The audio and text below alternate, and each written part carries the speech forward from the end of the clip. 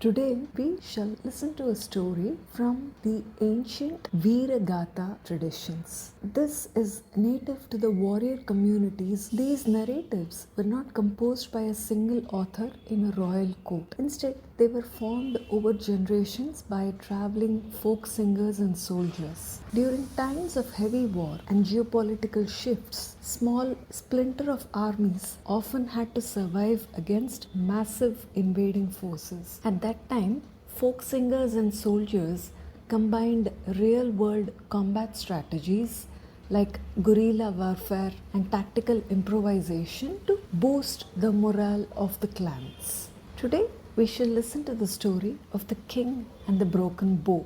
High in the storm-swept mountains, a lone, defeated king was running for survival. An invading army had captured his kingdom and the royal forces had run away. Our king was covered in mud and he was nursing a deep injury. As the king ran, he collapsed into a dark mountain cave and a storm raged outside. Resting against the cave wall, the king kept his prized possession there. It was a magnificent heavy bow, and this was carved from the finest wood and horn. The bow was a symbol of absolute perfection. But unfortunately, during the desperate escape in the cliff, the king had tumbled and the bow had struck, because of which the bow had been twisted. Now, inside the cave, the king strung the weapon and pulled. That is when he realized what the problem with the bow was. The cracked wood groaned. The bow had lost its perfect symmetry. It could no longer shoot straight using standard archery techniques. In despair, the king threw the weapon to the ground. My kingdom is gone. My body is injured. And now even my bow is useless. I am completely defeated. The next morning, the storm cleared and the king wondered what to do, and that was when he heard heavy boots of the enemy in the valley below. The king peeked out from the cave and realized that enemy soldiers were climbing the mountain. Flight was impossible. So the only choice the king had was to stand and fight. But the king had a damaged bow. If he pulled the string normally, the arrow would veer wildly because of the cracked limb of the bow. For a few seconds, the king studied the bow. He realized that he just had to change his stance to use the bow properly. So he stood differently, altered the grip on the weapon, and deliberately aimed a little right to the actual target to compensate for the bow's damage.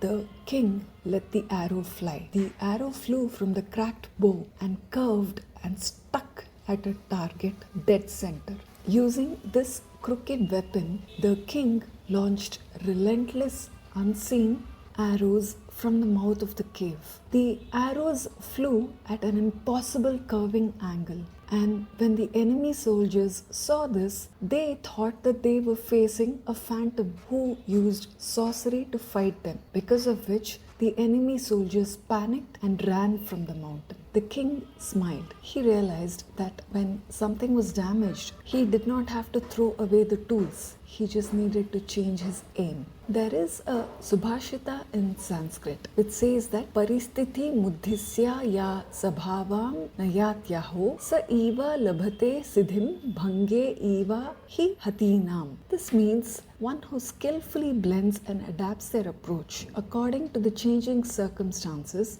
is the one who achieves success. Those who remain rigidly obstinate are broken like a brittle branch. The lesson of this broken bow is that resilience is not about being rigid or unyielding. It is the power of adaptability. The king could not fix the cracked wood of the bow, nor could he undo the loss of his kingdom. But still he avoided defeat because he chose to bend the archery technique to suit his needs. So in life, when unexpected crisis breaks your perfect plans, our strength lies in shifting the stance and changing the strategy and adapting to the new reality rather than mourning what is broken. Because success belongs to the people who adapt. I hope you enjoyed this story.